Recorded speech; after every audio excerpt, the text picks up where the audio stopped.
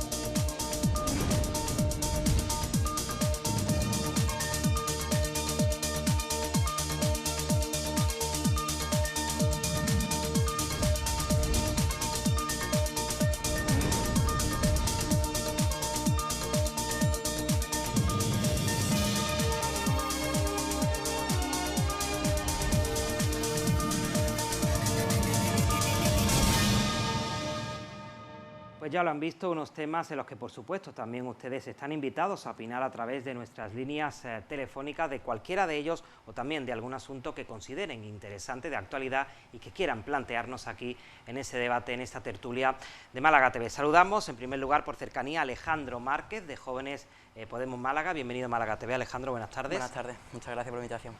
Saludamos también por primera vez en este plató, encantados de contar con la presencia de Hilaria Bernal, secretaria de Acción Electoral de Jóvenes del Partido Socialista de Málaga. Hilaria, bienvenida, buenas tardes. Muchas gracias por la invitación.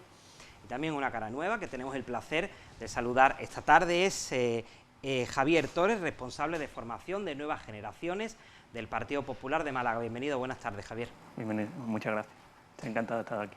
Pues con ellos tres vamos a analizar distintos temas de actualidad y, como han visto en este sumario, el primero de ellos, ya saben que siempre pues comenzamos hablando este programa de la pandemia, ya con unos datos muchísimo más positivos, aunque eso sí se espera un repunte en los próximos días debido pues a la aglomeración de personas propias, sobre todo en Andalucía, en estas fechas, en la Semana Santa, pero lo cierto es que ya desde hace algunos días convivimos sin mascarillas en interior, ya sí podemos decir que se ha vuelto totalmente pues a la normalidad, excepto en algunos servicios públicos, algunos establecimientos públicos, ya podemos ir libremente sin mascarilla. Y bueno, quería conocer la opinión de los jóvenes para ver cómo estáis valorando esta medida, si sois todavía de los que a lo mejor vais por la calle con mascarilla o ya directamente os habéis desprendido de ellas. ¿Cómo valoráis esta nueva situación que estamos viviendo en Andalucía? Alejandro, comenzamos por ti. Sí, bueno, yo sobre lo que comenta, sí que es cierto que suelo ir por la calle sin mascarilla, aunque si hay alguna aglomeración de mucha gente sí que trato de ponérmela para evitar esos contagios.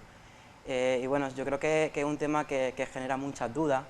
Yo creo que todas las medidas que se han ido tomando desde el gobierno se han tenido que tomar también con un consenso con los científicos y profesionales sanitarios, y por eso precisamente también pues anteriormente se rechazó la votación en el Congreso, que se celebró meses antes a propuesta de Ciudadanos, y ahora sí que por fin pues se han eliminado las mascarillas.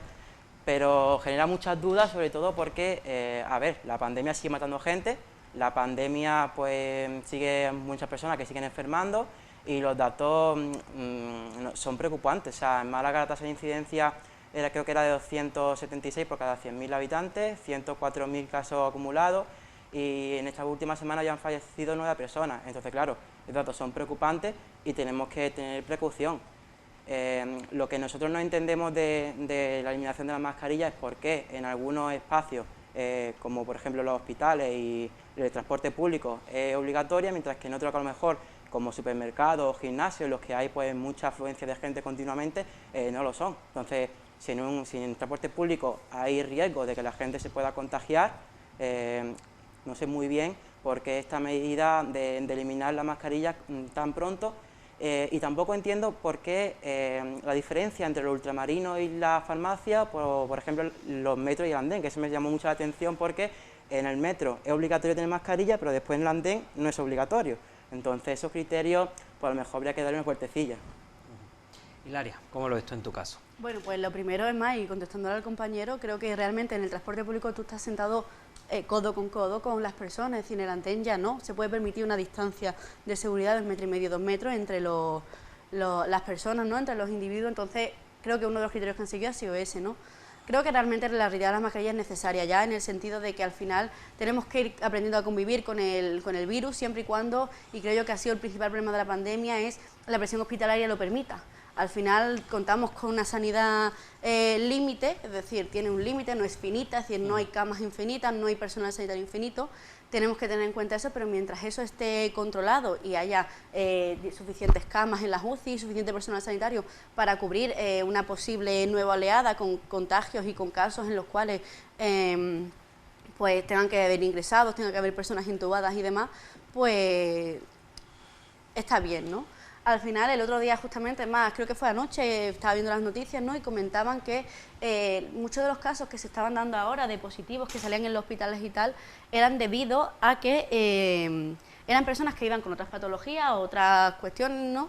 A lo mejor pues muchos eran pues revisiones médicas o preparados para una operación o lo que sea, y le hacían el test de COVID, salían COVID, pero eran asintomáticos. También creo que ahí está la labor de la vacuna, ¿no? Y es que no hay que olvidarnos que más justamente miraba ayer el dato, y el día 21 había un 85,3% de la población española que estaba vacunada con pauta completa.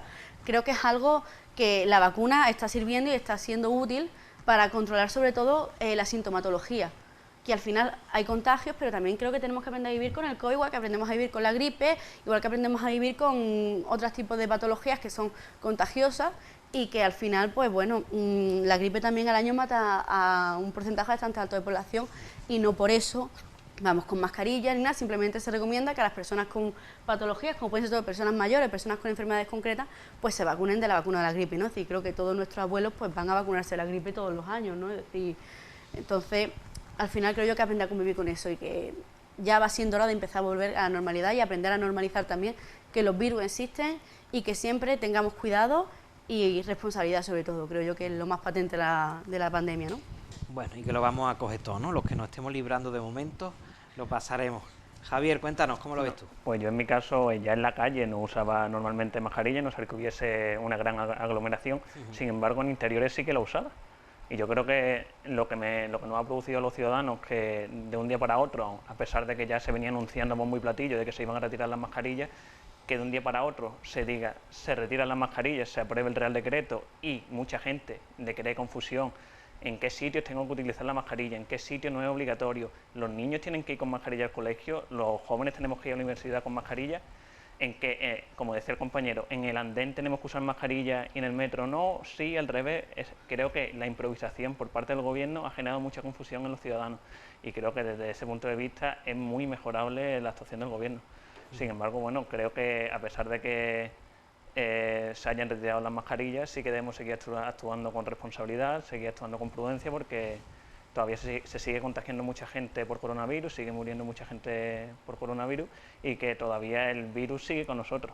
No nos podemos olvidar, a pesar de que ya no sean obligatorias en la gran mayoría de espacios interiores utilizar mascarillas. Sí, sí, adelante, Hilaria, claro. A ver, creo que primero el gobierno lo anunció antes de Semana Santa que el 19 quitaban las mascarillas, es decir, estamos hablando que eran 2 semanas de antelación. Fuera parte de lo que ya se estaba hablando antes y había noticias, ¿no? Es decir, igual que con la elección andaluza, que después la comentaremos, había predisposición a que fuese en junio, las mascarillas se sabía que se iban a quitar más o menos en mediados de abril porque ya estaba el debate sobre la mesa. Entonces se dio 2 semanas. ¿Qué pasa? Que al final el gobierno tiene legislación y plantea que ya no existen las mascarillas o que ya no, exceptuando en ciertos sitios como pueden ser pues temas sanitarios, ¿no? Es decir, todo lo que son con personas dependientes, personas con mayores, en farmacias por la cuestión de que tú al final vas a la farmacia y las personas que van a la farmacia por normas generales porque van a comprar medicamentos y por lo tanto puede ser que tengan una patología. Y luego en hospitales y sitios de centros de salud porque al final tú vas allí también con una patología, es decir, no vas al centro de salud de normal por pasar el rato, sino vas a sitios concretos. Y luego al final, por ejemplo, con la educación, es una competencia realmente de la Junta, es decir, el Gobierno dio que las comunidades autónomas en materia de educación legislaran cómo quitaban las mascarillas. Y fue Juanma Moreno el que planteó que no sabría cómo lo haría, que el día 20 diría lo que fuese después de aprobarse el decreto. Él planteó ya que, bueno, que iba a hacerlo ese escalado, pero justamente el día 21, no sé si vosotros estáis en la UMA, pero el día 21 el rector, de justamente el martes que dijo que era obligatoria la mascarilla, al jueves 21 planteó que, hombre, que bueno, que ya no es, pero que lo recomienda, pero que ya no es obligatorio. Entonces, al final también el Gobierno no puede estar legislando para cada universidad, ¿no? Es decir, creo yo que dar indicaciones a nivel general.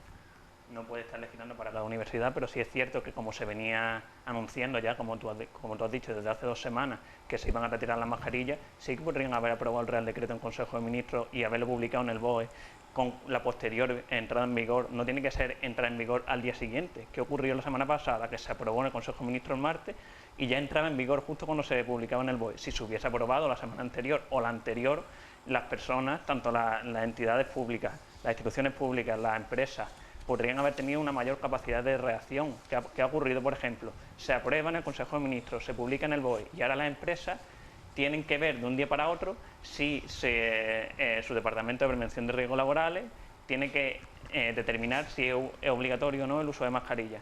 Yo creo que se podría haber actuado con menor improvisación, si ya se sabía que se iban a retirar las mascarillas. Hombre, es que los datos que dijo el Ministerio, bueno, el Gobierno, fue que se iba a esperar Semana Santa, después de Semana Santa, justamente para tomar la decisión en concreto. Si las empresas privadas y ciertas instituciones no han hecho un plan de prevención, tampoco podemos estar aquí echando la culpa a Pedro Sánchez no se puede, de eso, ¿no?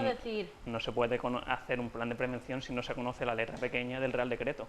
Para actuar primero hay que conocer la letra pequeña del Real Decreto, no es decir, vamos a actuar sin saber cómo tenemos que actuar. La letra pequeña se sabía, ¿no? Decir, que al final había sitios en los que iba a ser obligatorio y luego que al final la empresa dejaba. Lo dijeron antes de Semana Santa, y se sabía que los comités de prevención o los departamentos de prevención de riesgos laborales de las empresas iban a tener que entrar a determinar si era obligatorio o no el uso de mascarilla. También se podría haber aprobado y publicado en el BOE, aunque sea 2 o 3 días de antelación, para que los ciudadanos, las personas mayores especialmente, conociesen con mayor antelación en qué sitio iban a ser o no obligatorias esas mascarillas. Hombre, yo creo que también es lógico que una cosa que no han obligado, y con razón, a llevar la mascarilla durante tanto tiempo, de un día para otro no se puede quitar, sin falta de comunicación, sin falta de previsión. Hombre, pero a ti no te están obligando a ir sin mascarilla. No, pero deben saber. Entonces tú puedes ir, es más, o justamente en la facultad, que a día de hoy no es obligatoria la asistencia de mascarilla. Yo he tenido compañeros en clase que han estado con mascarilla y otros que no hemos estado con mascarilla, claro, por decisión propia. Entonces, que realmente vamos a también frenar un poco que la ley no, es decir, la ley en un momento así te obligaba a llevar mascarilla, pero ahora nadie te dice que no la lleves, es decir, no hay ninguna obligación ni ninguna pena por no llevarla. Claro, pero el miércoles, por ejemplo, que fui yo a la universidad, ya estaba aprobado y publicado el Real Decreto y los profesores mismos no sabían, porque no habían tenido tiempo ni siquiera el rectorado de mandar un comunicado a los alumnos y decir, lo mandó el martes, ¿eh? Sí, pero los profesores ni siquiera lo sabían. Hombre, el rectorado mandó un comunicado el martes, martes 19. Ni siquiera lo sabían. Después las empresas, decir, yo voy a trabajar y se aprueba en Consejo de Ministros el martes, creo que era, ¿no? Se aprueba y se entra en vigor y ahora yo voy a trabajar esa tarde o a la mañana siguiente. No, tú vas a trabajar, los decretos se aprueban a las 12 de la noche. Entran en vigor a las 12 de la noche el día siguiente. Y voy el día siguiente a trabajar por la mañana a 9 de la mañana. ¿Y qué pretendes? ¿Que el Departamento de Prevención de Riesgos Laborales por la noche conozca el Real Decreto y tenga que saber si es obligatorio pues eso sí fue o la no pandemia, el uso de la mascarilla? En la pandemia es cuando se legislaba porque había datos y era todo constantemente, es decir, las empresas tenían que legislar por la noche y llevar a cabo las acciones por la noche. Las empresas no legislan. Bueno, en cualquier caso, ¿quieres, Alejandro, quiere añadir algo y avanzamos? Sí, bueno, yo pienso que todo esto ocurre porque no se ha hecho con suficiente antelación, es decir, yo me he visto la disparidad de criterios que se han utilizado y si esto se hubiese alargado un poquito más, pues a lo mejor podemos tener unos criterios más exactos, no que el mismo día en el que ya se quita la mascarilla, de ahí quien no sabe, pues tiene que mirar pues si en este sitio es obligatorio, en este sitio no es obligatorio. Hombre, pues si tenemos claro que la eliminación de mascarillas es necesaria actualmente porque tenemos que convivir con ella, pues a lo mejor también se puede quitar en el transporte público, se puede quitar en los hospitales. Si no es así, a lo mejor es porque todavía no es el momento. Bueno, en cualquier caso nosotros lo vamos a recordar para que quede claro: en centros, en servicios, en establecimientos sanitarios, en hospitales, en centros de salud, centros de transfusión sanguínea, en farmacias también, por porque se considera un centro sanitario, en transporte público, donde no se garantice la distancia de metro y medio de seguridad, como por ejemplo puede ser en los barcos, ahí es obligatorio. En el resto de establecimientos, como puede ser un mercado, una tienda o un centro comercial, pues por supuesto ahí ya no, aunque hay que recordar pues lo que decía Hilaria, ¿no?, que siempre está pues la decisión de cada uno de poder llevarlo, ¿no? Y también es verdad, como decía Javier, el tema de las empresas, que bueno, ya cada empresa sí podrá determinar si quiere que sus trabajadores la lleven o no. Bueno, avanzamos, si os parece, hablando de otro asunto. Teníamos previsto hablar de la convocatoria de elecciones en la Junta de Andalucía. Este programa empezaba en directo hace 15 minutos, a las 6 de la tarde, y aproximadamente sobre las 5 pues saltaba la noticia de que el presidente de la Junta de Andalucía, Juanma Moreno, convocaba un Consejo de Gobierno extraordinario para, todo apunta, anunciar la fecha de las elecciones en el próximo mes de junio. Digo todo apunta porque antes, a las 6 de la tarde, había citado a Juan Marín, al vicepresidente, pues para supuestamente comunicarle la fecha, ¿no? Ya nos dijo el propio Marín la pasada semana que era un compromiso personal de Juanma Moreno con él, de decírselo, de avisar a él antes que al resto de, pues a todos los andaluces, de la fecha de las elecciones. Es a las 8:30, por lo tanto no vamos a saber hasta esta noche la fecha, pero todo apunta a que será, por tema de plazos, el 19 o el 26 de junio. Aquí hay muchísimo de qué hablar, porque vamos a entrar, si os parece, en distintos aspectos, pero en primer lugar, en una primera ronda, ¿qué os parece sobre todo esta convocatoria de elecciones anticipadas que tenían que ser en el mes de diciembre? El principal motivo de Juanma Moreno, entre otros, pues es la necesidad de aprobar un presupuesto, porque ya saben, el de 2021 pues está prorrogado. Hilaria, te toca a ti comenzar, adelante. Bueno, un tema complejo, creo yo, ¿no? Es que al final yo creo que la estrategia política de cada partido y de cada candidato es personal e individual. Creo que al final el adelanto electoral es también, y me da la sensación, ¿no?, por un exceso de confianza en el carisma, ¿no?, del candidato del Partido Popular, ¿no?, de Juanma Moreno, que al final ha sido un candidato que yo creo que ha resaltado por no hacer grandes cosas, sinceramente lo digo, ¿no? Es decir, al final su gestión ha sido bastante plana. También es verdad que le ha pillado una pandemia de por medio, y bueno, tampoco es que haya hecho una gestión de la pandemia excesivamente brillante. Pero bueno, yo creo que al final responde a una estrategia electoral de cara a saber que si deja pasar un poco más el tiempo puede perder bastantes votos con Vox, y luego además también, y en cierto modo, para ir en contra, ¿no?, del candidato del Partido Socialista, de Juan Espadas, ¿no?, que al final es un secretario general que elegimos hace relativamente poco, que estamos en proceso de hacer su campaña y de llevarlo a toda Andalucía, que es lo que estamos realizando a día de hoy, y al final, contra menos se le conozca, más opciones tiene Juanma Moreno de tener opciones, ¿no? Es decir, y yo creo que al final esa es sus líneas, ¿no?, para decidir convocar unas elecciones. Pero creo que sobre todo, y yo creo que también la tardanza ha sido un poco debido a los resultados electorales de Castilla y León. Creo que él ha sido consciente con esos resultados que las próximas elecciones tiene que gobernar con Vox. Y ya eso es a título personal, y analizando un poco la gestión de Juanma Moreno, creo que es de las líneas menos derechosas y menos radicales del Partido Popular, ¿no? Es decir, entonces yo creo que eso le puede suponer a él un problema político. Hablaremos después también de cómo creéis que puede quedar el panorama, pero antes escuchamos, bueno, a Alejandro, pero antes a Javier, que yo creo que estará muy de acuerdo con Hilaria, ¿no?, prácticamente, ¿no, Javier? Bueno, yo luego, en primer lugar, lo que creo que sí son necesarias el adelanto electoral, ¿no?, porque tenemos unos presupuestos, como bien has dicho, prorrogados desde 2021, y las circunstancias económicas no son las mismas que en 2021. Tenemos, creo que era en torno al 9 o el 10% de inflación, ¿no? Ya las circunstancias económicas de 2021, con la pandemia en pleno apogeo, no son las mismas que ahora, en 2022, ni siquiera en 2023. No podemos prorrogar el presupuesto otra vez hacia 2023. Si se hubiesen aprobado los presupuestos, quizás se hubiese podido agotar la legislatura, como bien ha manifestado el presidente, que era su intención, ¿no?, en numerosas ocasiones. Lo que sí no estoy nada de acuerdo es con la compañera que decía que Juanma Moreno, ¿no?, su legislatura se ha identificado por no hacer nada. Pues mira, la semana pasada, por ejemplo, puso la primera piedra del tercer hospital de Málaga, que es una promesa, un compromiso de Juanma Moreno, y un compromiso también del PSOE, que desde 2008 venía comprometiéndose a empezar la obra del tercer hospital de Málaga. Si Juanma Moreno en una legislatura ha conseguido empezar la obra y que ese proyecto se ponga en marcha solo en una legislatura, desde 2008, y no ha hecho nada, según tú, desde 2008, que ha hecho entonces los anteriores gobiernos socialistas. Después se ha aprobado una nueva ley del suelo, se han cuadrado las cuentas, los presupuestos han tenido superávit. Yo creo que se han hecho muchas cosas, también no se ha avanzado todo lo que se podría haber avanzado, desgraciadamente por la pandemia, pero yo creo que ahora Andalucía tiene otra imagen, las empresas vienen a invertir en Andalucía, como por ejemplo en Málaga Google se ha establecido. Yo creo que a Andalucía le ha cambiado la cara, y después de tantos años de socialismo, Andalucía está progresando, está creciendo y está liderando muchos parámetros económicos. Por ejemplo, uno de los parámetros económicos que estamos liderando es que hemos superado por primera vez en la historia a Cataluña en número de autónomos. Yo creo que, hombre, es una legislatura bastante brillante, y que lo único que se tiene que adelantar, si al final se convocan elecciones, está más que justificado, porque se tiene que seguir progresando y avanzando. No podemos ser conformistas y quedarnos anclados en lo que hemos hecho hasta ahora. Hilaria después contestará si quiere, pero escuchamos antes a Alejandro. Adelante, Ale. Sí, bueno, yo creo que comentaban los compañeros, la necesidad de tener un nuevo presupuesto para el nuevo año, pues ha hecho que Juanma Moreno pues tenga que convocar elecciones, que yo creo que las convocará para finales de junio, y es la previsión que de Unidas Podemos pues teníamos y llevamos trabajando desde hace tiempo. De hecho, pues ya estamos en un proceso de programa, también en un proceso de diálogo, de escucha con diferentes fuerzas políticas para ir en una coalición en las próximas elecciones. Y también, pues, concretamente en Podemos, también hemos comenzado ya por un proceso de primaria para decidir los candidatos al Parlamento de Andalucía.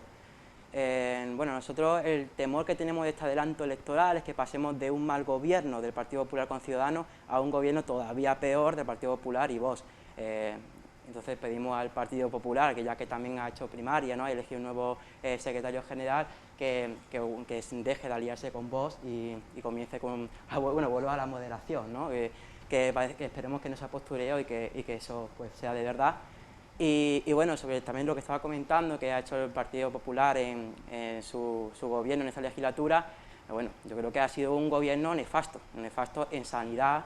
Hemos pasado en los últimos años del sexto al 16º puesto en comunidad autónoma que menos invierte por habitante. Tenemos una inversión de 560 euros menos por habitante que, por ejemplo, Asturias. Después también en número de camas, somos la comunidad autónoma que menos número de camas tiene por habitante, estamos en 2,19 camas por cada 1000 habitantes. Y después también, en cuanto a la lista de espera, tenemos un promedio de lista de espera de 232 días frente a las 139 que tiene a nivel estatal el promedio. Después también tenemos un gobierno en política fiscal. Ya hemos visto lo que hace el Partido Popular en Andalucía y en toda España. O sea, la política fiscal del Partido Popular es subir los impuestos, bajar los impuestos a los ricos y no para la gente a la que gobierna. Esa es la política fiscal del Partido Popular y no estoy descubriendo nada. De hecho, concretamente en esta legislatura, un caso concreto que ha hecho fue bajar los impuestos para la Academia de Inglés a aquellas familias que tenían un rendimiento de 80.000 euros. ¿Qué familia en Andalucía cobra 80.000 euros? Cuando, en España es un 4%, pues en Andalucía mucho menos, ¿no? Normalmente las familias pues no superan ni los 30.000 euros anuales. Pues eso ha sido la política fiscal que ha llevado a cabo el Partido Popular. Después también ha sido el gobierno de los despidos y las privatizaciones. En sanidad pues despidió 8.000 sanitarios, con los bomberos de Infoca despidió a 700 y también, no contento con eso, lo que hizo fue privatizar el servicio de extinción de incendios. Y después también la renta de inserción mínima este año pues pasó de 115 a 80 millones. En protección medioambiental estamos en la cola, con su política de ladrillo, de gol, de turismo masivo. Entonces, pues pensamos que el gobierno del Partido Popular y Ciudadanos pues en esta legislatura ha pesado como una losa para los ciudadanos de nuestra tierra y pensamos que es necesario también una convocación electoral para que esto cambie y que tengamos un gobierno progresista en Andalucía. Hilaria, que pedía la palabra, y después Javier, si quiere también contestar. Adelante, Hilaria. No, yo realmente me ha resultado curioso que planteen lo de la primera piedra del hospital, porque claro, lo hacemos justamente un mes antes de las elecciones, 2 meses antes de las elecciones, ¿no? Así, para venderlo como mérito de las elecciones. Es decir, Claro, se tiene que licitar antes, antes. y lo hacemos le ponemos la primera piedra justamente a 2 meses después de hacer una convocatoria electoral. Es decir, otra vez vemos el uso partidista que ha hecho el Partido Popular de la Junta de Andalucía para hacer las campañas electorales. Es decir, recordemos, y creo que es una falta de respeto por parte del Partido Popular, y creo que debe ser investigado por la Junta Electoral, el hecho de que el Partido Popular lleva haciendo campaña 6 meses. Sí, es que Juanma Moreno empezó en noviembre a decir que iba a adelantar las elecciones, y ahora no, ahora sí, ahora no, ahora suena mayo, ahora suena abril, ahora suena junio, ahora me libero la agenda de abril, pero me la vuelvo a ocupar, me la libero en mayo, pero vuelvo a ocupármela. Es decir, perdona, es decir, que estamos jugando al perro y al gato. Es decir, ¿cuándo hacemos las elecciones? ¿Cuando te venga la inspiración divina? ¿O es que estamos haciendo un uso de las instituciones y un uso del servicio público y del dinero público para hacer nuestra propia campaña? ¿Qué pasa? ¿El Partido Popular no tiene fondos para hacer una campaña propia? Es que realmente creo que la historia del Partido Popular ha dejado claro que tiene dinero y sabe sacar dinero para hacer su campaña electoral como sea, igual que creo la mayoría de los partidos, ¿no? Al final, cuando hay elecciones, buscamos la forma de sacar la financiación porque creemos que es importante, ¿no? Pero me parece curioso, ¿no? Y luego creo que comparto totalmente la intervención de nuestro compañero, porque al final la legislación que ha llevado en muchas materias, sobre todo en cuestiones de medio ambiente, que con la Axarquía y en lo que es la zona de Maro ha arrasado, ¿eh? Es decir, ojo, cuidado con el plan que ha llevado y que quiere llevar a cabo en Maro, que quiere cargarse el paraje natural. Realmente, entonces, y eso es un problema, porque es un paraje precioso al cual recomiendo visitar siempre, y que se mantiene, y una parte de que se mantiene bastante virgen, y que se lo quieren cargar para hacer hoteles para gente con un nivel adquisitivo el cual creo que pocos podemos acceder, ¿no?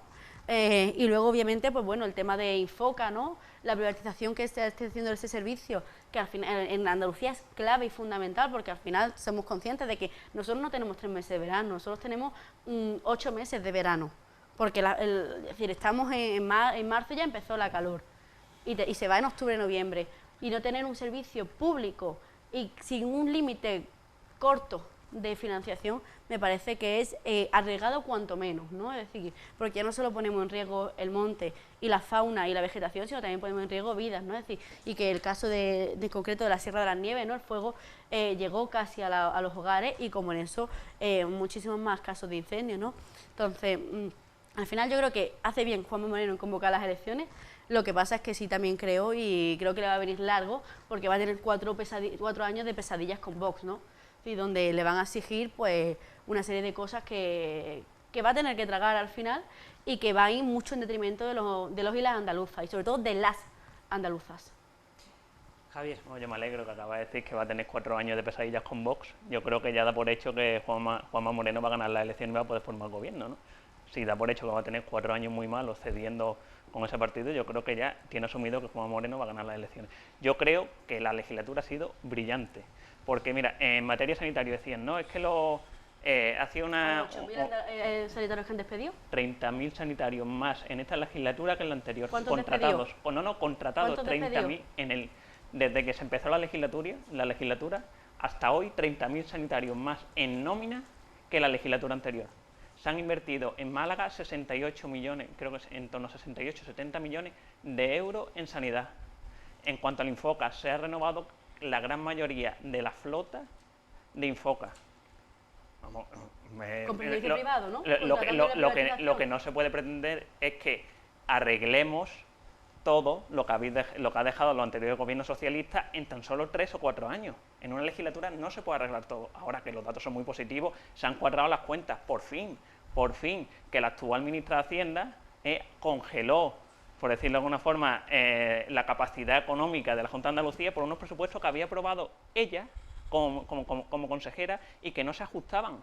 Hemos conseguido ajustarlos, hemos tenido superávit, se han aumentado el personal, tanto en educación, que tenemos 7.000 profesores más que en la anterior legislatura. Hombre, vamos, decir que esta legislatura ha sido nefasta con estos datos, yo creo que es de hacérselo mirar, vamos, desde mi punto de vista. Me encanta porque los datos se venden como quieren. Es decir, y eso es algo que yo creo que en todas las ciencias sociales lo vemos, y que las encuestas se sacan, como tú sacas los resultados que tú quieres, ¿no? Es decir, obviamente que yo confío y espero, y sobre todo pongo cabeza en que los y las andaluzas y vuelvo a repetir sobre todo las andaluzas, ¿no? Es decir, pongamos cabeza para las próximas elecciones, ¿no? Y sobre todo votemos con sensatez y no votemos a formaciones que coarten nuestra libertad y nuestros derechos. Sobre todo eso lo primero, ¿no? Es decir, y hago también ese llamamiento, ¿no? A que votemos con cabeza y a no retroceder, por favor, en derechos sociales que nos han costado muchísimos años llegar a donde estamos, ¿no? Y luego creo yo que plantear que en sanidad estamos brillantes y demás es un poco... Sí, nosotros no pedíamos que lo hicierais, que arreglarais nada, simplemente que mantuvierais la gestión, es decir, que no empeorarais. La lista de espera de 500.000 y pico personas guardadas en un cajón, ¿es lo que esperabais que mantuviéramos? No, simplemente que se mejoran las listas públicas, es decir, para ir al médico tardas más de un año, ¿eh? ¿Y cuánto tardaba antes? Pues antes menos, fíjate antes, con 500.000 personas en lista de espera, y ahora tienes 30.000 sanitarios más en nómina que en la legislatura anterior, ¿tardan menos de verdad? Pero que 30.000 sanitarios, ¿en qué? Menos. ¿Dónde están? No, 30.000 sanitarios menos, más. Menos, tú lo has dicho, efectivamente, 30.000 sanitarios menos, te has dado la razón. 30.000 sanitarios más. 30.000 sanitarios menos tenemos. No, 30.000 sanitarios más claro, y 68 millones invertidos en sanidad en Málaga. Y el tercer hospital que se ha puesto en marcha, que decían, no, se ha puesto la piedra justo antes de convocar elecciones. Es que esto lleva un proceso, hay que licitar primero la obra. No decimos, vamos a construir un hospital, venga, mañana pongo la piedra. ¿Pero antes de la legislatura anterior? Licitado no, has dicho, no estaba licitado, era una eso, promesa, he dicho que era una promesa del Partido Socialista desde 2008 y que no ha cumplido, y que ha sido el gobierno de Juanma Moreno en tan solo una legislatura quien ha puesto en marcha ese proyecto. Lo que pasa es que escuchamos lo que queremos escuchar.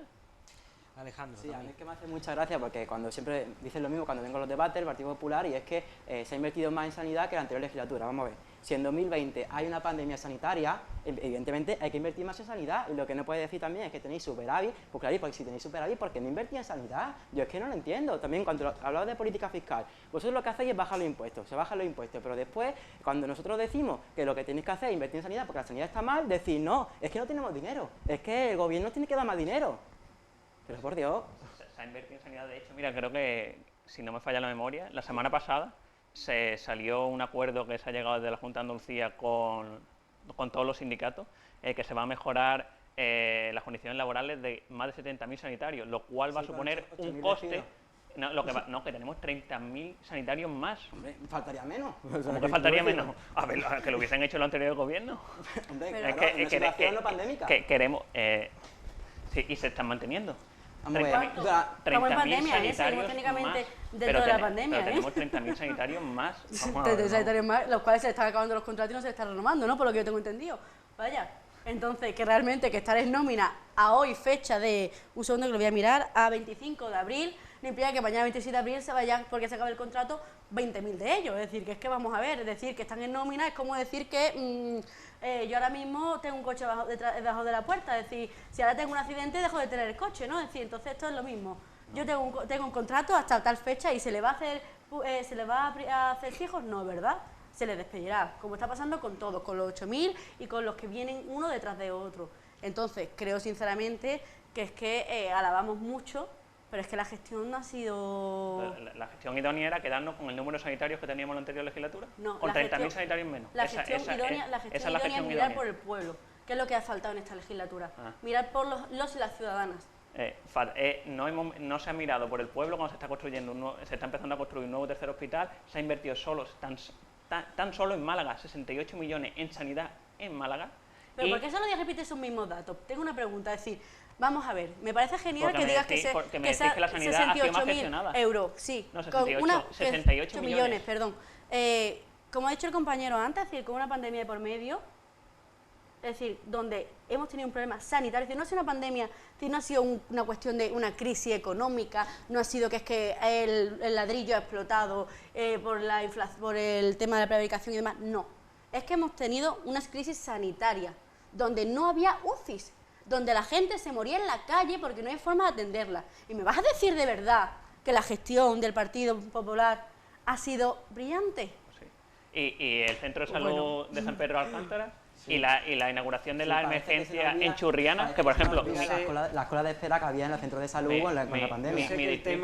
Yo sé que el tema sanitario es recurrente y que os gusta mucho, pero vamos a centrarnos en las elecciones porque tenemos más temas que analizar. Antes de pasar a otro tema, me gustaría también saber vuestra opinión con respecto a lo que pensáis que qué va a pasar, ¿no? Hilaria ya decía antes, ¿no?, que el Partido Popular podría gobernar con Vox. Encuestas hay muchísimas, está la del Español, está la de La Razón, han salido muchas encuestas, es verdad que todas dan la victoria al Partido Popular, pero no todas dan el mismo número de votos, ¿no? Ahí pues siempre se pueden hacer muchas ecuaciones, ¿no?, de si tienen la necesidad de pactar o no con Vox, pero en cualquier caso consideráis que ese va a ser finalmente el resultado. Todavía puede haber sorpresas como ha ocurrido, ¿no?, en otras convocatorias, o podemos tener a lo mejor el ejemplo de lo ocurrido en Castilla y León, ¿no?, donde el gobierno ha sido coalición. ¿Cómo lo ves tú, Javier?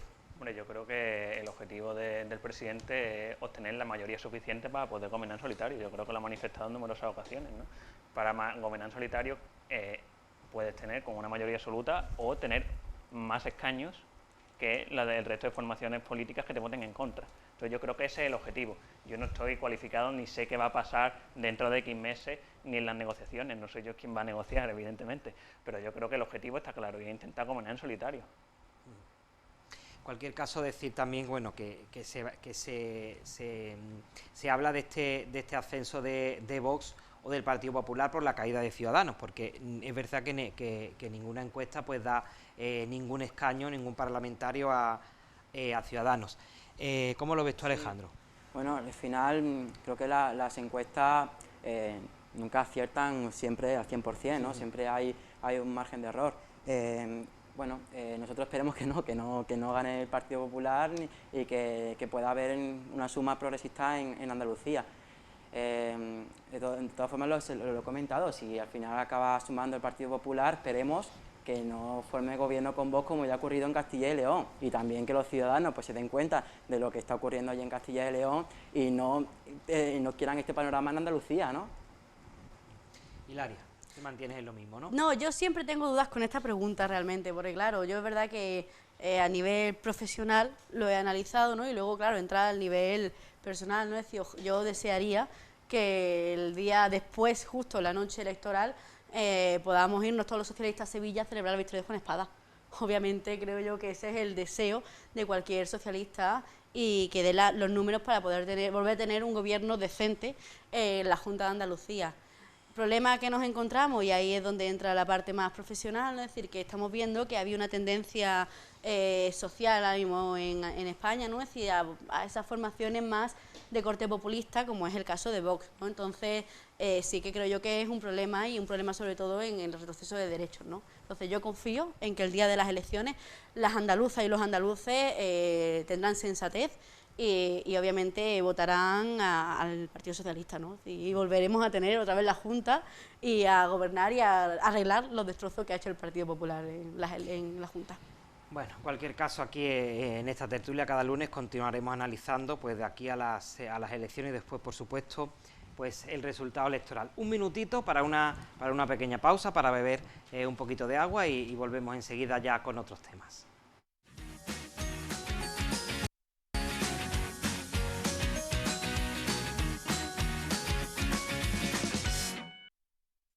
Pues ya estamos de vuelta tras este pequeño respiro. Vamos a continuar el debate hablando de otro tema también importante y sobre todo que yo quiero valorar con los jóvenes porque ellos lo tienen más cerca y por supuesto pues pueden ofrecer una visión diferente a la que mejor pues pueda tener otro espacio, ¿no?, de la población. Se trata del bono cultural joven que ya anunció hace algunos meses el gobierno central, el gobierno de Pedro Sánchez y de Unidas Podemos, y que a partir del próximo 1 de junio entrará en vigor. Se trata de un bono cultural que a todos las personas, a todos los chicos y chicas que cumplan 18 años este 2022, pues les va a dar 400 euros para destinar a actividades culturales, desglosado en 3 franjas: 200 euros para conciertos, teatro y exposiciones, libros, revistas y videojuegos 100 euros y otros tantos para invertir en soportes digitales. Esto a priori pues es una medida pues positiva, ¿no?, porque bueno, se trata de fomentar la cultura en la gente joven, pero que también por parte de la oposición pues ha tenido ciertas críticas, y con ellos, con los jóvenes, pues quiero hablar de lo que le parece este bono cultural, y teníamos que empezar ahora por Javier. Adelante, Javier. Yo en primer lugar creo que esta política del bono cultural joven hace aguas, ¿no? Porque es una política más que nada propagandística, ¿no? Porque se anuncia, creo recordar en octubre, se aprueba por Real Decreto en marzo y hasta junio no entra en vigor. Es decir, si fuese tan urgente para los jóvenes, se hubiese intentado poner en marcha antes, ¿no? Por ejemplo, en noviembre o diciembre ha tenido meses suficientes para ponerlo en marcha en el año incluso anterior. Después que son 400 euros que se supone que dan a los jóvenes, pero no a todos los jóvenes, solo simplemente a los jóvenes que cumplen 18 años. ¿Por qué yo, si se supone que se intenta fomentar la cultura entre los jóvenes, por qué yo, un joven de 23 años, no tengo derecho a ser beneficiario de ese bono cultural? Después dicen, no, es que intenta fomentar el acceso a la cultura.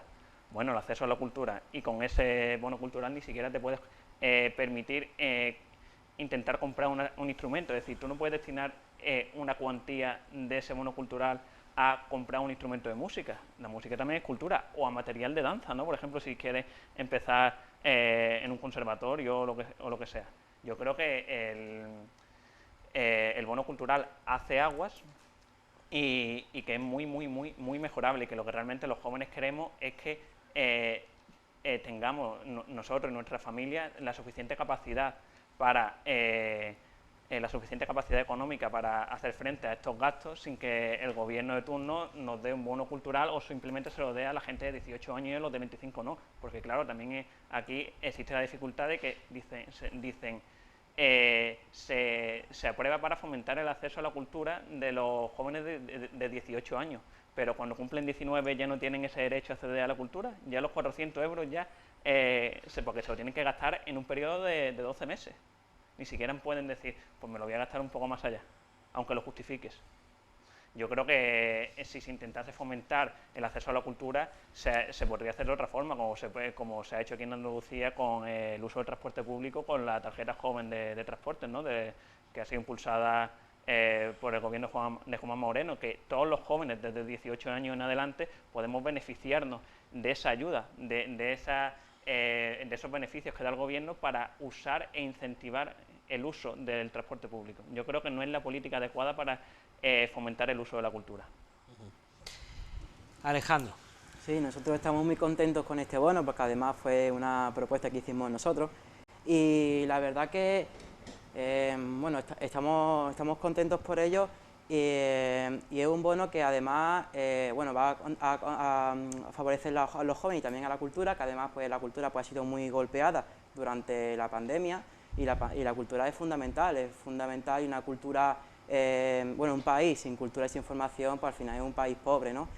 Sin embargo, también estamos un poco decepcionados porque al mismo tiempo que sacábamos esto a nivel nacional, en Andalucía, Partido Popular, Ciudadanos y Vox rechazaron la iniciativa que presentaron la tramitación de la iniciativa que presentaron los ayuntamientos para una ley andaluza de cultura.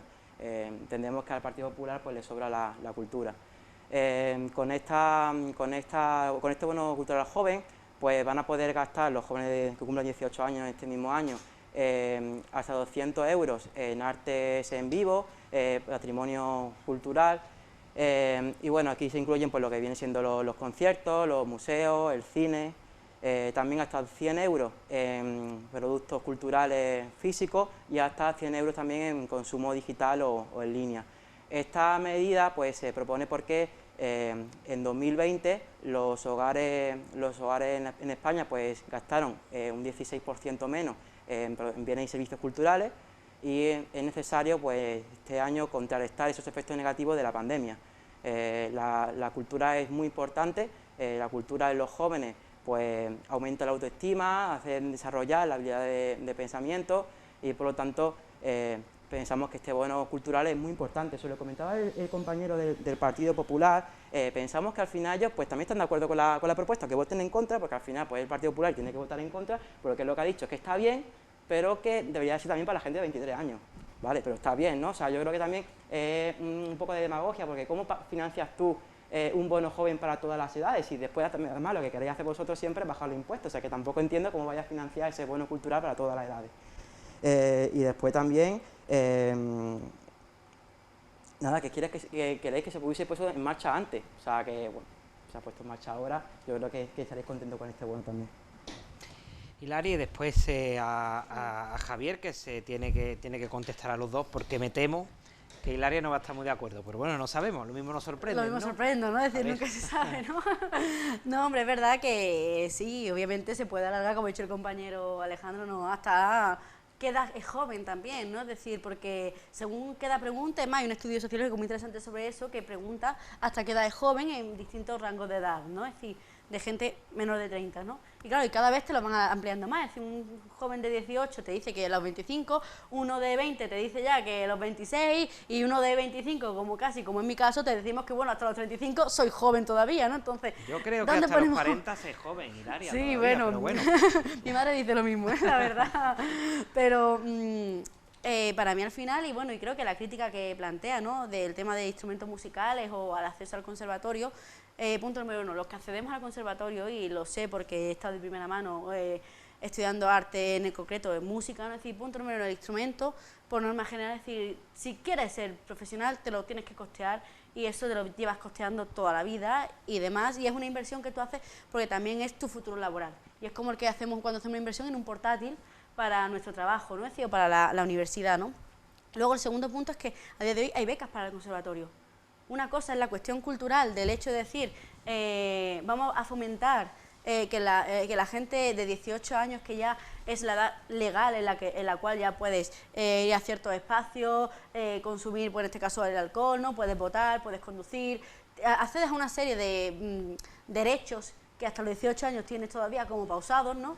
Pues entre ellos es el acceso a esos conciertos, a esos espacios, incluso a plataformas digitales y a plataformas de expansión de lo que es la cultura, ¿no? Como puede ser en un momento dado incluso Spotify, puede ser YouTube Premium, ¿no? Es decir, que al final reproducen, ¿no? Lo que viene siendo elementos culturales, como es el caso de la música, ¿no?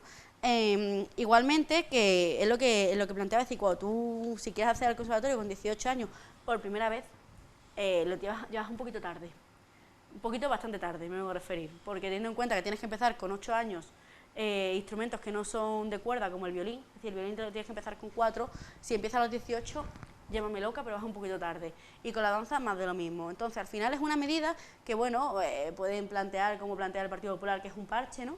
Pero que al final sirve para que a día de hoy, es decir, 500.000 jóvenes en España, a partir del 1 de junio puedan solicitar su tarjeta, que la hacen por internet además, abrirte una plataforma, lo solicitan y le dan como una tarjeta de estas de prepago, es decir, como la tarjeta del banco, ¿no? Pero que la tienes en el móvil, y cuando tú vas a hacer, por ejemplo, a un festival, pues la compras, ¿no? Es decir, y son 12 meses, pero por ejemplo, el Viña Rock, que es un festival que es de los más multitudinarios de España, empieza justo ahora, pero es que las entradas van a salir en junio.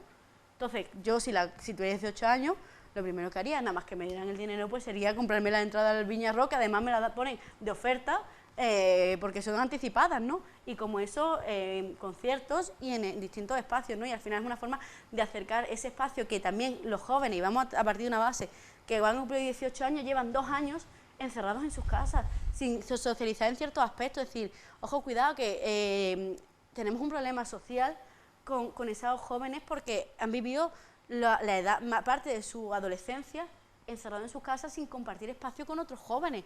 Es decir, tenemos que desde el gobierno incitarnos a esa socialización, ya que al final generen esos vínculos sociales, porque es súper importante que hagan eso, y no somos conscientes de lo que, si no lo hacemos ahora, las consecuencias que puede tener en un futuro el no hacer políticas para incentivar la socialización de los jóvenes. Y creo que al final esta medida busca eso, ¿no? Es decir, que los jóvenes nada más que cumplan 18 años y que al final con 18 años tus padres pues que te digan, oye, vente a las 12, es más complicado que llegar a las 12, vamos a ser honestos, que consuman en cultura y no consuman solo en discotecas o en otro tipo de espacios más lúdicos, festivos. Vamos a escuchar, Javier, tu opinión, porque tienes que contestar a los dos, pero vamos a tener una llamada de teléfono, si me permites, que lleva ya un ratito esperando, y enseguida te escuchamos. Hola, buenas tardes. Hola, muy buenas. Buenas tardes. ¿Cuál es su nombre? Roberto Gómez. Pues Roberto, adelante, te escuchamos. ¿Qué nos quieres contar? Yo quería lanzar una pregunta a los 3 representantes. Pues venga. ¿Qué nos ofrecen Juanma Moreno, Juan Espadas y el candidato de Podemos, que no sé exactamente quién sería? Pero la pregunta, ¿cuál es en concreta? Roberto, ¿qué quiere preguntarlo? A ver. ¿Qué nos aportarán de cara a ganar las elecciones? Cada candidato, ¿no? Efectivamente. Pues vamos a ver, vamos a escuchar lo que piensan que puede aportar el candidato Espadas en el caso del Partido Socialista, Juanma Moreno en el caso del Partido Popular y en el caso de Podemos, pues no sé, Alejandro, ¿quién podría ser el candidato? Es que tampoco está definido, como bien Roberto nos dice, pero bueno, Roberto, lo dejamos. En el caso de Podemos, el candidato lo que nos puede aportar como formación. ¿Te parece si lo hacemos así? Muy bien. Pues venga, Roberto, muchas gracias. Te van a contestar enseguida. Gracias, Roberto. Buenas tardes. A ver, Alejandro, después retomamos el debate del bono. ¿Qué nos podría aportar, por ejemplo, Juan Espada, Juanma Moreno o el candidato que fuese de Podemos? Sí, bueno, el candidato que, bueno, no sabemos ni siquiera cómo lo vamos a presentar a las elecciones, estamos todavía barajándolo. El candidato en Podemos sí es Juan Antonio Delgado, pero todavía no se sabe a nivel de coalición quién va a ser el candidato. Pero bueno, aportar, bueno, nosotros ya estamos gestionando en muchos, bueno, en ayuntamientos, estamos también en el Gobierno de España y hemos llevado una buena política, una política responsable. Bueno, hemos visto, por ejemplo, medidas como el salario mínimo que se ha subido en España a los 1.000 euros, también un ingreso mínimo vital durante la pandemia para proteger a las familias cuando peor la han pasado con la pandemia. Hemos visto también la reforma laboral con la cual pues, se ha atacado de frente a la temporalidad y también se ha eliminado la autoactividad que ha solucionado problemas como por ejemplo el conflicto del metal en Cádiz, que ha sido un problema muy importante que hemos tenido en Andalucía. Entonces, bueno, yo creo que en esa línea debe de ir un poco, ¿no?, el gobierno que tengamos en Andalucía y bueno, como hemos comentado, ahora mismo estamos inmersos en un proceso programático a nivel andaluz y cuando finalice ese proceso pues ya tendremos las propuestas que vamos a implementar en Andalucía con la colaboración de nuestros militantes y simpatizantes. Hilaria, ¿qué podría aportar en este caso Juan Espada? Os voy a restringir el tiempo, vale, porque como os deje, no tenemos programa. Un par de minutitos, por favor, para... Sí, no voy a ser escueta, porque creo que realmente a Juan Espada lo alaba su gestión del gobierno, bueno, de la alcaldía de Sevilla, ¿no? Es decir, un alcalde que consiguió una normativa, ¿no?, en violencia de género que es fantástica, es decir, y es bastante innovadora en Andalucía, un candidato que es sólido, es decir, un candidato que lleva bastante tiempo en la política, un candidato que ha luchado por los derechos de los trabajadores y las trabajadoras, ¿no? Y al final creo que también a Juan Espada que diga, no lo alaba solo Juanma Espada, sino también el equipo que lleva detrás, ¿no? Y un equipo de gente comprometida, un equipo de gente que quiere y le gusta Andalucía y un equipo que sobre todo piensa en los y las andaluzas. Y creo que eso es crucial, ¿no? Y creo que es la clave que marca las elecciones, ¿no? Pensar en quién va a defender tus derechos como ciudadano de tu tierra, ¿no?, que en este caso es Andalucía, ¿no? Javier, háblanos de Juanma Moreno. Pues yo ¿Qué creo puede que aportar? lo que Juanma Moreno puede aportar, yo creo que ya evidentemente se ha visto en esta legislatura, ¿no?, que es capacidad de gestión. En una pandemia ha sabido gestionar y hacer frente a manejar una situación tan complicada, ¿no? También puede aportar, seguir aportando cambio, es decir, hemos tenido 30 y tantos años de socialismo, es necesario que se siga cambiando Andalucía, que se siga cambiando Andalucía para mejor, que se progrese económicamente y por lo tanto en lo social, que los ciudadanos dispongamos de más dinero en nuestros bolsillos y de más posibilidades de encontrar trabajo, capacidad de que a pesar de que te bajen los impuestos y a pesar de que te bajen los impuestos, seguir apostando por los servicios públicos, siguiendo apostando por la sanidad, aumentando el número de profesionales sanitarios, el número de docentes en la educación. Es decir, yo creo que lo que aporta Juanma Moreno es una gran mejoría para Andalucía y creo que ha sido demostrado en estos 4 años. Pues Roberto, ya queda en ti o en cada uno de los telespectadores a ver a quién vota. Si os llaman los líderes para defenderlo, recordáis que habéis tenido aquí la oportunidad primero, ¿eh? Buenos defensores, sin duda, de vuestros candidatos. Bueno, retomamos el debate con respecto al bono cultural, porque Javier quería contestar a sus dos compañeros. Adelante, Javier. Sí, el compañero decía que, según mis declaraciones, creía que me parecía bien el bono cultural, pero que teníamos muchos peros. No, si hay muchos peros a una política, es que la política no nos gusta y la política no está bien aplicada. Evidentemente, ¿en qué rango de edad, por ejemplo, decía la compañera, ponemos el tope de dónde están los jóvenes? ¿En 20, en 23, en 29? Bueno, está claro que en 18 los jóvenes solos no son los de 18. Si se quiere fomentar el acceso a la cultura de los jóvenes, se tiene que ir un paso más allá. Y evidentemente yo estoy de acuerdo en que los jóvenes debemos consumir cultura, pero también se debe fomentar que los jóvenes produzcamos cultura. Y es a lo que me refería con que no puedes destinar dinero a comprarte un instrumento. Ya sé que yo conozco gente, primos míos, que están en conservatorio, que han hecho la carrera musical, que se tienen que costear el instrumento. Pero imagínate que lo tiene que reparar o se rompe o se tiene que comprar uno nuevo. Pues si ese bono se pudiese destinar a esos gastos extraordinarios, pues estaría bastante mejor. Y yo creo que al final lo que los jóvenes andaluces queremos es que podamos tener capacidad de consumir cultura sin que un gobierno u otro nos diga en qué nos tenemos que gastar el dinero en cultura, porque te dicen, no, 200 euros en conciertos, museos y tal, 100 euros como mucho en libros o 100 euros en tal. Yo creo que cada uno debe consumir cultura según sus gustos y no tiene que ser un político, ya sea de un partido u otro, que te diga cómo debes consumir la cultura. Yo creo que la política es muy, muy, muy, muy mejorable y evidentemente no estamos de acuerdo con la política. Dice. Avanzamos mejor, ¿no? Porque Sí. si no, seguimos. Además, quiero conocer también de vuestra opinión con respecto a algo importante como es pues el conflicto, ¿no?, entre Rusia y Ucrania. Me interesa la opinión de los jóvenes, sobre todo para dejar claro y para constatar que también interesa muchísimo este asunto a los jóvenes y sobre todo, ¿no?, pues esa sensibilidad hacia el conflicto. Titulares, hay muchísimos, información hay muchísima. Yo me quedaría con la visita la semana pasada del presidente del gobierno, de Pedro Sánchez, que se reunió con Zelensky, con el líder ucraniano, y allí, entre otras cosas, pues garantizó pues más armas para que pueda hacer frente, ¿no?, al ataque ruso. Anunció también la reapertura de la embajada española en Kiev, que cerró sus puertas el pasado 24 de febrero, horas después de la invasión rusa, y trasladó en definitiva pues su apoyo incondicional a Ucrania también, para que pase a formar parte de la Unión Europea. Había también por ahí algún sondeo de la opinión pública y decía que un alto porcentaje de la población española estaba de acuerdo con cómo se estaba gestionando el conflicto, pero sí que tenían miedo y temían a las consecuencias económicas que puede tener, o que está teniendo, mejor dicho, esa guerra en nuestro país. Me gustaría conocer, pues lo dicho, la opinión de los jóvenes con respecto a la gestión del gobierno, la actuación del gobierno central en este conflicto. Alejandro, y empezábamos ahora por ti, era tu turno. Sí, pues tras la visita del presidente a Kiev, Pedro Sánchez anunciaba, como has comentado, lo que es el mayor envío de armas, la llegada de agentes para investigar los crímenes de guerra. Y bueno, nosotros pensamos que la única solución para detener el conflicto es la negociación, es la paz. Y bueno, lo que pedimos es que haya pues un diálogo. Pedimos a Rusia que deje de ocupar la Ucrania con sus tropas, y a Ucrania que acepte ser un estado neutral para poder conseguir alto al fuego.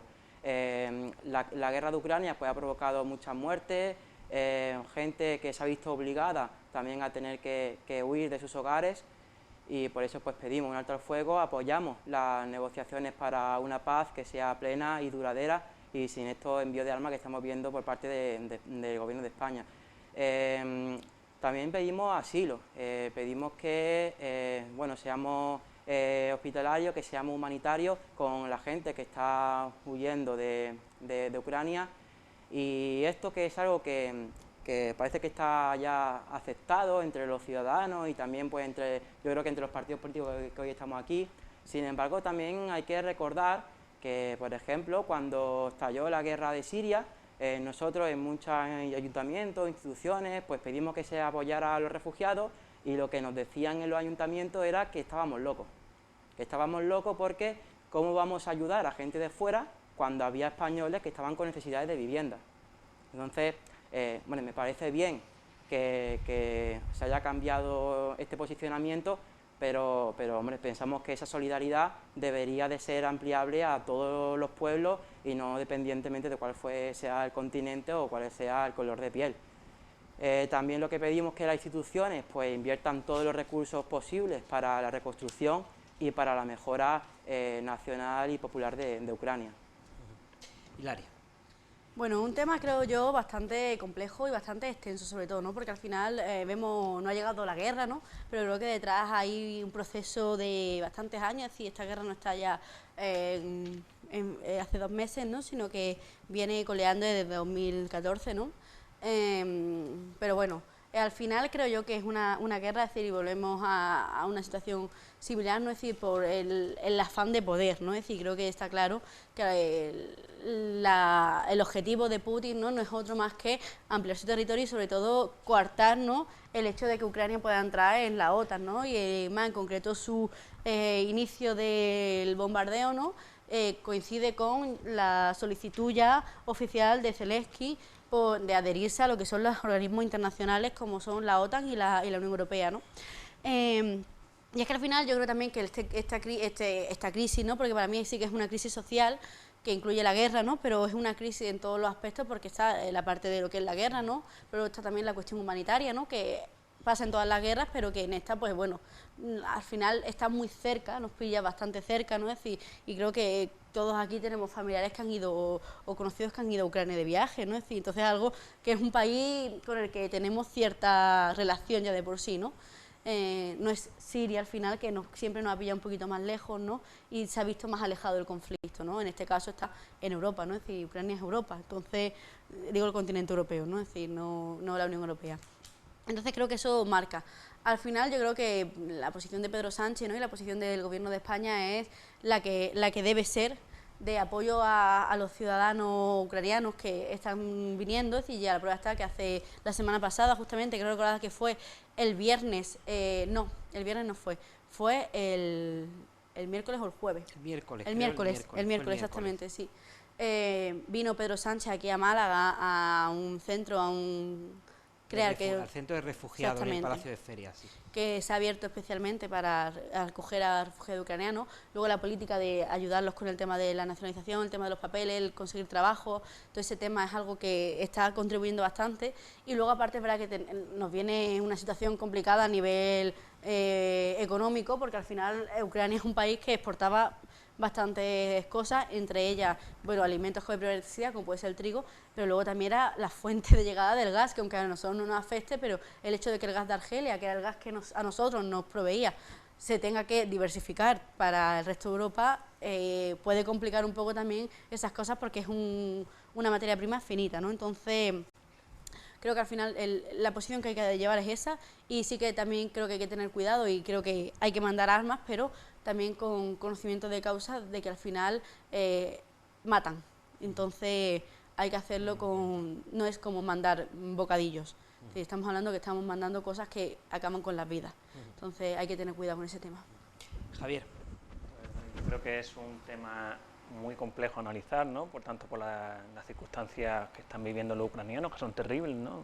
Imagínate, tanto como las consecuencias económicas que afectan al resto del mundo, ¿no? Que son tan terribles como la inflación cerca del 10%. Entonces, es un tema muy complejo a analizar, pero también creo que es complejo de analizar quizás la posición un poco del gobierno, porque decimos, ¿cuál es la posición del gobierno? ¿La que dice Pedro Sánchez o la que dice Unidas Podemos? Si hubiese ido un representante de Unidas Podemos a visitar a Zelensky, hubiesen hecho las mismas declaraciones, la posición es la misma, entonces también genera un poco de confusión en los ciudadanos. Es decir, ¿cuál es la posición del Gobierno de España? ¿Es una posición común o no es una posición común? ¿Hay divergencia en el seno del Gobierno en cuanto a un tema tan delicado en el que todos debemos estar a una, ayudando a Ucrania, que está sufriendo una guerra tremenda? Yo creo que al final es una cuestión muy confusa y muy complicada de analizar, pero la posición del Partido Popular es clara, ¿no? Y es apoyar al gobierno en todas aquellas decisiones y actuaciones que lleven a cabo en el marco de la Unión Europea y de la OTAN. No cabría otra actuación o otra respuesta por parte del Partido Popular. Hilaria se sonríe, si me los quieres contar, Sí, si no, sí. pasamos palabra. Hilaria. Me halaga escuchar por parte del compañero del Partido Popular, ¿no? de Javi, ¿no? Que diga que el Partido Popular está para apoyar al gobierno en este tema, cuando en la pandemia lo que han hecho ha sido criticar la gestión con un tema tan serio, ¿no? Es decir, me halaga que hayáis progresado en esa vía. Es decir, y de verdad os doy la enhorabuena porque creo que es un progreso para vuestra formación el apoyar al gobierno en las cosas que está llevando a cabo en línea con la Unión Europea y la ONU, ¿no? Es decir, siempre y cuando en el marco de la Unión Europea y la OTAN. En el coronavirus es otro marco. Siempre hubiésemos apoyado, por ejemplo, apoyamos estado de alarma siempre y cuando se hubiesen concretado otras condiciones, no un apoyo sin reparos. Los matices que son importantes para el Partido Popular. ¿Te creías tú que iba a ser...? Ya, bueno, ya está. Yo sueño que eso ya era gratis, ¿no? Al final, sí, yo creo que si no hubiera matices seríamos todos blanco o negro, no habría grises, ¿no? Sí, yo creo que al final, bueno, yo creo que el gobierno está haciendo, es decir, independientemente de la posición de Unidas Podemos del Partido Socialista, que yo creo que el compañero de Podemos puede decirlo más claro, que al final somos partidos distintos y pensamos de manera distinta, si no estaríamos en el mismo partido los dos. Entonces, al final, cuando tú estás en un gobierno de coalición es normal. Y tenemos que también normalizar eso porque en otros países de Europa es muy normal que dentro del gobierno que hay de coalición haya divergencias entre las formaciones políticas, pero aquí es como que el conflicto o la divergencia política da pánico. Y no, es decir, es normal que no estemos de acuerdo y no pasa nada. Simplemente hay que debatirlo, hablarlo y llegaremos a buen puerto en algún momento y hay cosas las que no y ya está. Y se decidirá pues por la ley de la mayoría, que es como lo hacemos a día de hoy en este país, ¿no? Entonces yo creo que realmente para mí el gobierno está llevando a cabo una gestión como marca la Unión Europea y marca los organismos internacionales como son la OTAN, la ONU o el Consejo de Seguridad de la ONU, que planteaba en un momento dado intervenir, pero claro, hay que hacerlo con delicadeza porque estamos hablando de un país que tiene derecho al veto, ¿no? Que es Rusia. Bueno, lo que sí estamos todos de acuerdo es la necesidad de que el conflicto se acabe por el bien de todos. Vamos a continuar, quedan unos 15 minutitos de programa todavía, pero tenemos que hacer otra pequeñita pausa y enseguida volvemos ya en la última parte de este programa con más asuntos de actualidad.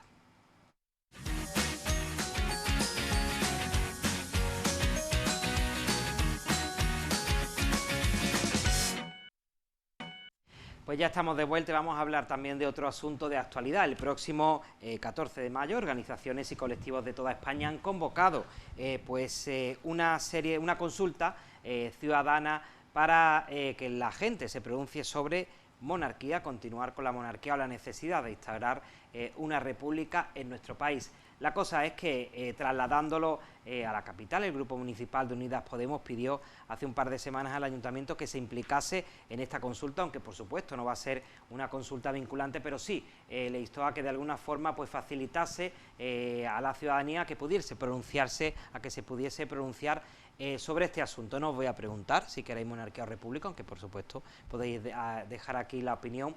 La cuestión es ahora el momento de plantear esta consulta y deben implicarse los ayuntamientos, los entes locales en esta consulta. ¿Qué pensáis? Hilaria, adelante. Pues bueno, aquí en concreto, tanto personalmente como la Juventud Socialista nos desmarcamos de lo que es la posición del Partido Socialista, ¿no? Y nosotras sí nos consideramos republicanas, por lo tanto nosotras sí que planteamos que la necesidad de ese referéndum, ¿no? De esa consulta, porque referéndum no gusta mucho la palabra, pero esa consulta sobre republicanismo o monarquía.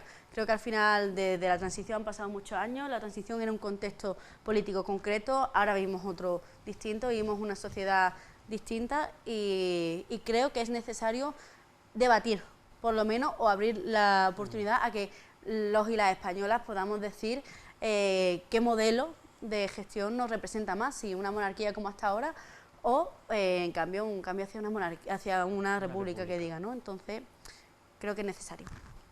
Javier. Yo creo que el tema de la consulta popular, los ciudadanos esperan otra cosa realmente de los políticos, ¿no? Y más en estas circunstancias tan complicadas que estamos viviendo en materia económica. Esperan que realmente los políticos, tanto municipales, autonómicos como nacionales, estén centrados en solventar la crisis económica, intentar reducir los efectos de la inflación y gestionar otro tipo de asuntos. No creo que sea el momento ahora de plantear una consulta en la que los ciudadanos se decidan por una u otra cosa, que al final es enfrentar a los ciudadanos con la situación tan complicada que estamos viviendo. Yo creo que al final los ayuntamientos, que tienen una gran capacidad de gestión, tanto las comunidades autónomas como el Gobierno de España, deben estar centrados en solucionar los problemas de los españoles y no en dar más problemas. Es Es decir, ahora mismo lo que queremos es intentar llegar a fin de mes, que intentar llegar un poquito más holgado a fin de mes con mayor capacidad económica, y no estamos quizás en estos temas. Pues te va a tocar desempatar, Alejandro, entre uno u otro. ¿Cuál es tu opinión? Sí, bueno, yo creo que esta consulta se plantea porque la mayoría de los españoles no pudo votar la Constitución del 78, y de los que sí que lo pudieron hacer, ninguno pudo votar sobre la forma de Estado, sobre si quería una monarquía o sobre si quería una república. Entonces, pues por eso diversas organizaciones y colectivos, entre los cuales está Podemos, Izquierda Unida, pues decidió lanzar esta consulta a la ciudadanía. Es una consulta que no es vinculante, pero que es una vía de expresión y de participación ciudadana, y también, pues al fin y al cabo, un acto democrático. Entonces, bueno, nosotros de nuestro grupo animamos, se va a realizar el 14 de mayo, y animamos a la ciudadanía a participar en ella, ya no solo votando, sino también pues difundiendo esta consulta y participando en las mesas de votación. Y esperamos que sea pues una gran jornada de participación democrática. Sobre lo que comentaba el compañero del Partido Popular, ¿cuándo es el momento? Hombre, claro, a ver, nosotros esta consulta se lleva trabajando ya desde hace 2 años, lo que pasa también que por el COVID pues no se pudo hacer y tuvimos que aplazarla hasta ahora. Sí que es cierto que hubo iniciativas en universidades, pero esta es la primera que se hace a nivel de todo el Estado. Y bueno, ¿cuándo es el momento? Pues en 2018 es el momento, en 2016. El caso es que nunca es el momento porque a ellos no les interesa. Pues está claro que son monárquicos y no les interesa plantear una consulta, ¿no? Pero bueno, también dicen que una consulta democrática es un problema. O sea, ¿desde cuándo votar, aunque no sea vinculante, es un problema? Si es sacar urnas a la calle y que la ciudadanía se exprese libremente, que es la forma de saber lo que quiere. ¿Eso es un problema para los ciudadanos? Yo pienso que no. Bueno, ¿quieres apuntar algo rápidamente? Yo no digo que la consulta o consultar algo a los ciudadanos sea un problema, sino que los políticos estén centrados en estos asuntos y no realmente en dar solución a los problemas diarios que tenemos los ciudadanos. No es que consultar a la ciudadanía sea un problema. La forma de Estado es un problema diario. Que Bueno, ese es el problema, que para el Partido Popular no está en la agenda la forma de gobierno. Entonces, está bien definida por la Constitución. No, pero es un problema diario, es decir, y se ve en las calles cuando todo el 14 de abril salen con la bandera de la República. Cuando tú vas a manifestaciones y ves la bandera de la República, es decir, ¿por qué? Y creo que no llegáis a ese punto de plantearos por qué pasa eso. Porque en España, a día de hoy, es decir, tú vas a cualquier manifestación, vas a cualquier sitio como puede ser el 14 de abril, y la gente va con la bandera de la República. Creo que eso es algo que debemos analizar, sobre todo los políticos, y buscar una solución, porque creo que es un problema que existe a día de hoy. Bueno, quedan 10 minutitos de programa, pero quisiera hablar también con vosotros, aunque sea una ronda de intervenciones, el tema de la Semana Santa. La semana pasada lo hablé aquí con los colaboradores, pero los jóvenes también, no sé si sois cofrades, en vuestro caso cofrades o no, pero también un gran número de jóvenes pues acude a la calle a ver la Semana Santa. Esta Semana Santa ha sido polémica, ha habido quejas ciudadanas por el recorrido oficial, las cofradías también han mostrado su malestar, el sector del turismo también, la hostelería, ha habido también problemas de movilidad tanto del tráfico rodado como por la gente desplazándose por la calle. El Ayuntamiento y la agrupación de cofradías, aunque han defendido este nuevo modelo de recorrido oficial, pero han sido conscientes del problema y el pasado lunes pues se reunieron y trataron de poner solución a este conflicto. Van a crear una serie de grupos de trabajo con el objetivo de mejorar la movilidad o la transversalidad, pero me gustaría pues ver cómo los jóvenes habéis vivido esta Semana Santa, si habéis tenido realmente esos problemas y si no sois cofrades o religiosos con respecto al turismo, porque no podemos negar que sin duda es un atractivo cultural. Y empezamos ahora por Javier, adelante. Bueno, en mi caso, el recorrido oficial tal y como se plantea como trazado, ¿no? Yo que soy cofrade y salgo en diversas cofradías, no me gusta a mí personalmente, no me gusta. Ahora, creo que se ha creado como un debate público que va más allá de lo que es el trazado, ¿no? El trazado del recorrido oficial, y es si se han aforado, por ejemplo, calles y demás, cómo han actuado la Fuerza y Cuerpo de Seguridad del Estado, y yo creo que ahí ya nos vamos un poco más allá de lo que es la Semana Santa, que al final tenemos que tener en cuenta que el recorrido, nos guste o no, al final la Fuerza y Cuerpo de Seguridad del Estado tienen que actuar de acuerdo a los parámetros de seguridad que ellos manejan, y no creo que debamos confundir un asunto con el otro. pero a mí personalmente creo que el recorrido oficial es mejorable y que este año ha habido una gran afluencia de público tras 2 años, creo que sí, 2 años, ¿no? Sí, 2 años de pandemia sin Semana Santa. Sí. Y creo que es muy positivo para la ciudad, que se hayan visto las calles tan llenas, esté acompañando a las cofradías, y tanto positivo como socialmente como económicamente. Alejandro. Sí, bueno, yo no soy cofrade. ¿No participas en varias cofradías? No soy cofrade, tampoco soy católico ni creyente, pero sí que es cierto que a mí siempre desde pequeño pues me ha gustado la Semana Santa, así como un evento cultural, como espectáculo, ¿no? Sí que me ha llamado la atención. Yo recuerdo que desde pequeñito siempre, porque acompañaba a mi abuela sí que es muy católica, va mucho a misa y le encanta la Semana Santa, y entonces pues yo iba acompañándola. Y la verdad que tengo muy buenos recuerdos de cuando sacábamos las sillas de la playa y las poníamos en la Alameda, y la verdad que eso pues a mí me gustaba muchísimo. Y es una lástima pues ahora cuando vuelvo, porque este año sí que he vuelto el lunes, el miércoles y el viernes, y es una lástima la situación en la que estamos, que bueno, o sea, las típicas imágenes, ¿no?, que se han difundido por Twitter, en las que estaba la valla, sillas vacías, ¿no?, y al fondo pues gente intentando ver los tronos y no podía hacerlo, ¿no? Sí que es cierto, yo cuando fui el lunes y el miércoles sí que era más fácil verlo porque el recorrido era más amplio y no tienes que por qué estar en el recorrido oficial, sino que a lo mejor podías en la salida y en el encierro, y podías meterte en algunas calles donde con previsión pues podías verlo más o menos bien. Pero el viernes, que el recorrido era mucho menor, pues entonces era más difícil verlo. Incluso cuando fui a ver el Cristo, que claro, el Cristo de la cofradía, que estaba tumbado, claro, era el sepulcro, perdón, que se me va el nombre, Alejandro, que lo estaba por pensando, favor, lo sabía, los cofrades que te estén viendo, se me había ido ahora, y claro, cuando está tumbado, pues no se puede ver bien, ¿no? Entonces, claro, es al final es una consecuencia de las políticas de privatización del Partido Popular, que hemos dicho que se daban en el conjunto del Estado, en Andalucía y también en Málaga, ¿no? Y este es el gobierno que tenemos en Málaga, y seguirá viendo este tipo de recorridos siempre que siga gobernando el Partido Popular aquí en Málaga. Hilaria, adelante. A mí el compañero Alejandro me ha dado un pie perfecto para intervenir, ¿no? Porque él ha comentado, ¿no?, que él no es cofrade, ¿no?, y demás, y que no es creyente tampoco y tal. Bueno, yo no soy creyente, pero yo es verdad que soy una gran amante de la Semana Santa, y es verdad que al final lo que es un elemento muy concreto de Andalucía es que muchos no somos creyentes, pero adoramos la Semana Santa, ¿no? Y al final es algo que forma parte de la cultura andaluza, ¿no?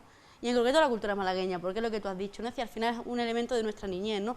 De la vivencia, del ir a ver los tronos, de ir, tirarte todo el día y toda la noche recorriendo Málaga, viendo esas imágenes, recorrerlas, y bueno, con lo preciosa que es Málaga, ¿no? Y creo que el recorrido es verdad que nos gusta, primero porque es verdad que es bastante largo, y sobre todo yo lo pienso en claves de las bandas de música, que en el momento en que entra en recorrido oficial se acabó, por ejemplo, el beber agua. Y créeme, estar todo el recorrido sin poder tomar una gota de agua, no lo terminas bien, hazme caso, vaya. Y luego el tema de la seriedad y la sobriedad que se da al recorrido oficial, que al final está pensado para lo que él ha dicho, ¿no? Es decir, para un sector que va a pagar no sé cuánto dinero, bueno, por lo que estoy viendo eran 100 y pico euros, sillas en ciertos puntos, es decir, que no es moco de pavo, es decir, ese dinero, para ver algo que debería ser para el pueblo. Es decir, porque al final nos recordemos que la Semana Santa nace como ese momento de culto de los cristianos hacia las imágenes y hacia lo que viene siendo nuestra creencia, ¿no? Es decir, bueno, la creencia de los católicos, ¿no? Y ya es verdad que se ha socializado y se ha culturalizado y se ha hecho un elemento de la cultura malagueña. Es raro el malagueño que no va a ver la Semana Santa, pero porque al final es para el pueblo, ¿no? Es decir, creo que eso es algo que con este recorrido se han olvidado totalmente, ¿no? Que al final han hecho la Semana Santa para el turismo, ¿no? Y la Semana Santa atrae mucho turismo, pero debe de ser para el pueblo, no para el turista. Pues nos quedamos sin tiempo, chicos. No hay tiempo ya para más. Yo os agradezco este buen debate, con cada uno vuestra opinión, pero siempre, por supuesto, con educación, defendiendo vuestro punto de vista. Hilaria, Alejandro y Javier, muchísimas gracias a los tres. Espero volveros a ver de nuevo por este plató con más asuntos de actualidad. Muchas gracias por acompañarnos. Gracias. Y a todos ustedes también, por supuesto, muchas gracias por seguirnos, y ya saben, les dejo ahora con nuestra habitual recomendación. Les aconsejo que sigan a través de nuestra plataforma Zapio, a través de nuestra red de cable de PTV Telecom, una serie que se estrena esta noche en el canal Sci-Fi. Se trata de 4400, además a partir de las 10 de la noche se estrena con un doble episodio y ya a partir del próximo 2 de mayo un episodio semanal cuenta la historia de un grupo de personas desaparecidas durante distintos periodos históricos que reaparecen misteriosamente el mismo día. Una serie sin duda pues que tiene todos los ingredientes para que todos ustedes se enganchen. Muchísimas gracias por su compañía y sigan disfrutando de nuestra programación en directo aquí en PTV Málaga. Iba en coche al trabajo y de pronto llegó como un...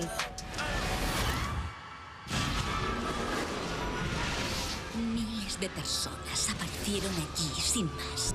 La cifra total de regresados es de 4400. Vamos a creernos que esta gente no recuerda nada. ¿Y ahora han pasado 16 años? ¿Mamá? No tenemos nada en común, ni de dónde venimos, ni de cuándo venimos. Por alguna razón, somos especiales. 4400, estreno en exclusiva, el 25 de abril en Sci-Fi.